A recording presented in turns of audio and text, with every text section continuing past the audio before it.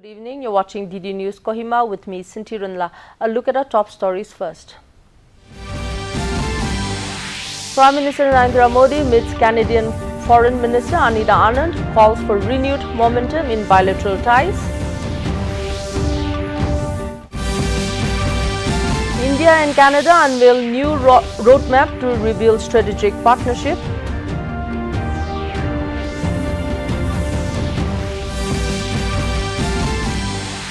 New criminal laws make justice faster, simpler, accessible, says Home Minister Amit Shah.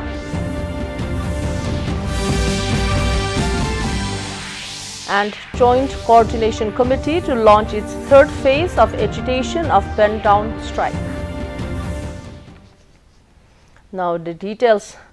Prime Minister Narendra Modi today met Canadian Foreign Minister Anita Anand in New Delhi and said her visit would help infuse fresh momentum into India-Canada ties. Welcoming Anand, the Prime Minister said her visit would contribute to strengthening cooperation across key sectors including trade, energy, technology, agriculture and people-to-people exchanges. Recalling his visit to Canada for the G7 summit in June, Prime Minister Modi said he had a fruitful discussion with his Canadian counterpart Mark Carney on deepening bilateral cooperation. The Prime Minister conveyed his warm wishes to Carney and said he looked forward to their upcoming engagements. External Affairs Minister S. Jaishankar and Canada's Foreign Affairs Minister Anita Anand today held high-level talks in New Delhi aimed at revitalizing the India-Canada ties. The visit marks Anand's first official trip to India as Foreign Minister and follows months of renewed engagement between the two nations. The meeting builds on the understanding reached between Prime Minister Narendra Modi and Prime Minister Mark Carney during their bilateral discussions on the sidelines of the G7 summit in Kananaskis, Canada earlier this year. Both countries have since taken calibrated steps to restore stability in ties, including reinstating high commissioners on August 28 and holding key security and diplomatic consultations in September. The ministers underscored that a resilient bilateral relationship is essential in the face of global economic uncertainty and shifting geopolitical dynamics. Strengthening trade, supply chain resilience and strategic stability are central pillars of this renewed engagement. As Prime Minister Modi noted during his meeting with Prime Minister Carney in Kananaskis, India's approach is to move forward with a positive mindset. Minister Amit Shah has said that the three historic criminal laws implemented last year have made the judicial system faster, simpler and more accessible. He described these laws as a major step towards ensuring ease of justice. Shah was addressing a program in Jaipur today after inaugurating a state-level exhibition marking 1 year of the implementation of the new criminal laws. He said the laws were enacted after extensive discussions and consideration of suggestions from hundreds of people. Highlighting their key features, Shah said that special provisions have been made for offences against women and children. He added that the new laws ensure time-bound justice for victims and termed their implementation as one of the most significant judicial reforms of the 21st century. Shah urged citizens to take a pledge to adopt Swadeshi in their daily lives. He said that by using only products made in India, domestic production will increase, which will play a vital role in fulfilling the nation's resolve to become a developed country by the year 2047.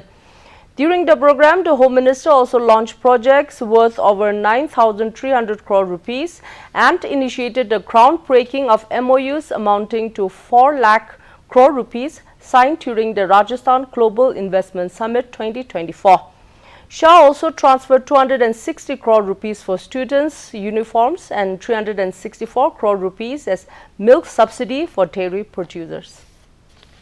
Narendra Modi ji जो नए 3 कानून लाए हैं, इससे किसी भी FIR देश भर में 2027 के बाद होगी।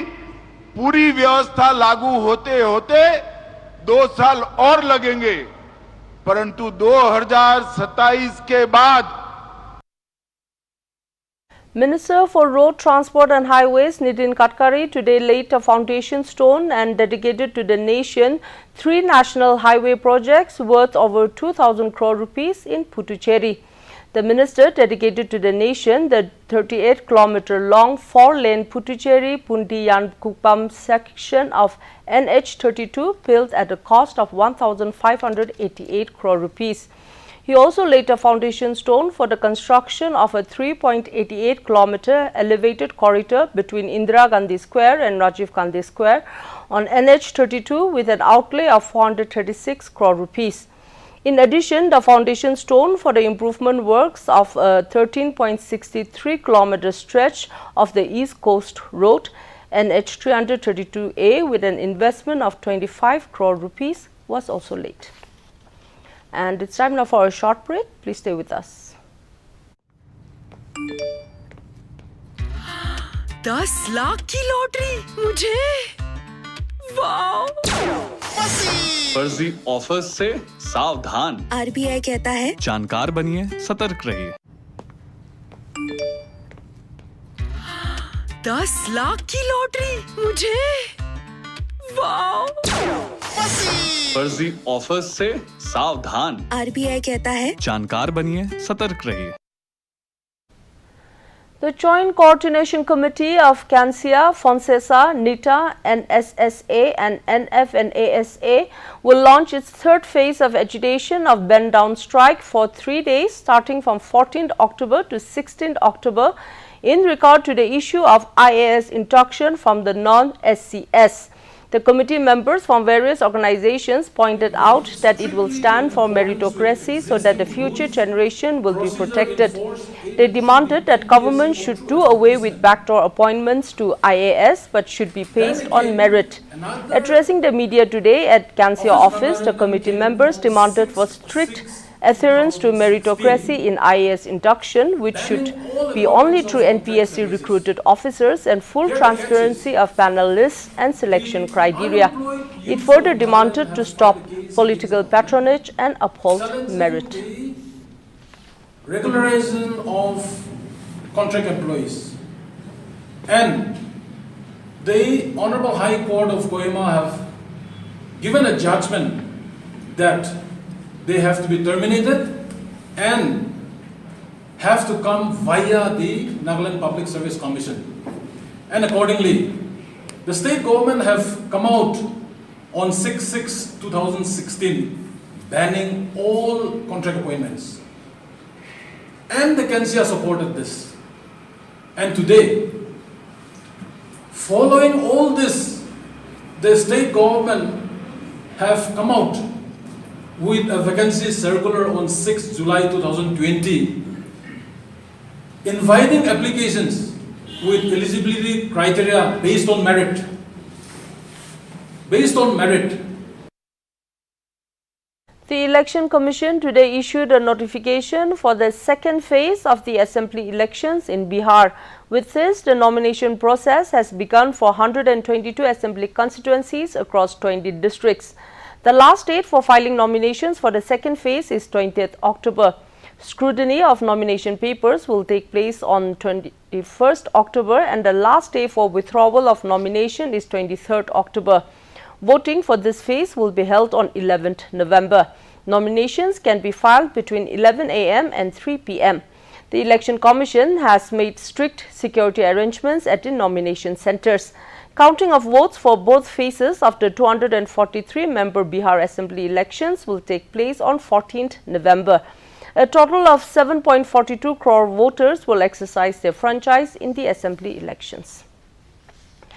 The Delhi Rouse Avenue Court has framed various criminal charges against Rashtriya Janata Dal RJD President Lalu Prasad, his wife Rabri Devi, son Tejaswi Yadav and several others in the alleged IRCTC scam case. Special Judge PC Act Vishal Gokhale passed the order. The court has framed charges of corruption, criminal conspiracy and cheating against the three. The case will proceed to trial since all the accused have pleaded not guilty. The Central Bureau of Investigation CBI has alleged that Lalu Yadav and his family accepted prime land as a bribe for awarding contracts to a private firm during Lalu Yadav's tenure as railway minister between 2004 to 2009. Two IRCTC hotels in Ranchi and Puri were allegedly given on lease to a company named Suchata Hotels through a manipulated tender process. In return, land worth crores was transferred to a company allegedly linked to Lalu's wife Rapri Devi and son Tejasvi Yadav at a fraction of its market value. The Yadav family have questioned the probe and said that there was no evidence against them. They maintain that the case is politically motivated. वाली company के नाम जमीन transfer की थी तो अदालत ने कहा कि लालू यादव ने कोचर से जमीन कम कीमत पर खरीदी। ये कोचर वो हैं जिनको दरअसल आईआरसीटीसी के 2 होटलों का टेंडर मिला था, पटना और रांची का। BJP has termed the charges framed against former Railways Minister Lalu Prasad, former Bihar Chief Minister Rabri Devi, RJD leader Tejasvi Yadav by the Delhi court serious in nature. Addressing media in New Delhi today, senior BJP leader Ravi Shankar Prasad accused Lalu Prasad of misusing his position as Railways Minister and directly influencing the tender process for awarding maintenance contracts of IRCTC hotels in Ranchi and Puri during his tenure. He also accused Lalu Prasad of providing jobs to people in exchange of land.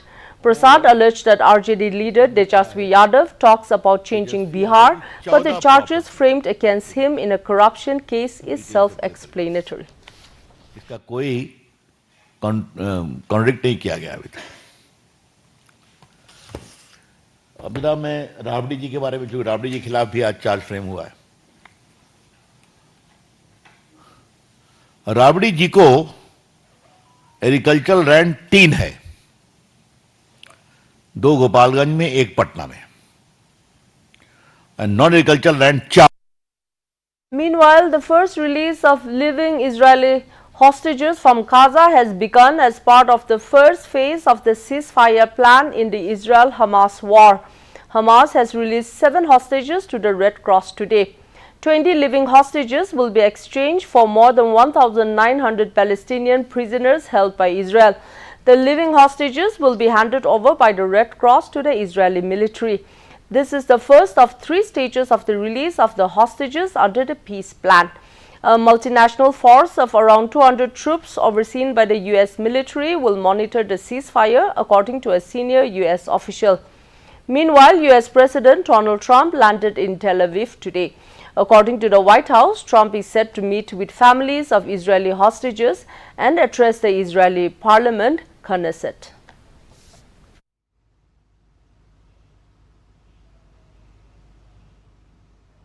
वहीं America के राष्ट्रपति Donald Trump सोमवार को Israel पहुंचे, जहां उन्होंने Israeli संसद Knesset में इजरायल के प्रधानमंत्री बेंजामिन नेतन्याहू से मुलाकात की। इस दौरान राष्ट्रपति ट्रंप ने नेसेट में अतिथि पुस्तिका पर हस्ताक्षर भी किए। ट्रंप इजरायल की संसद को संबोधित। Look at the weather reports across Nagaland. Kohima today recorded a maximum temperature of 25 degrees Celsius and a minimum temperature of 16 degrees Celsius, while Dimapur had a maximum temperature of 32 degrees Celsius and a minimum temperature of 21 degrees Celsius. Wokha experienced a maximum temperature of 28 degrees Celsius and a minimum temperature of 19 degrees Celsius. Mokokchung had a maximum temperature of 26 degrees Celsius and a minimum temperature of 17 degrees Celsius. Mon had a maximum temperature of 29 degrees Celsius and a minimum temperature of 20 degrees Celsius. Towards the east, Twinsang had a maximum temperature of 23 degrees Celsius and a minimum temperature of 13 degrees Celsius. Zinabuto had a maximum temperature of 25 degrees Celsius and a minimum temperature of 15 degrees Celsius.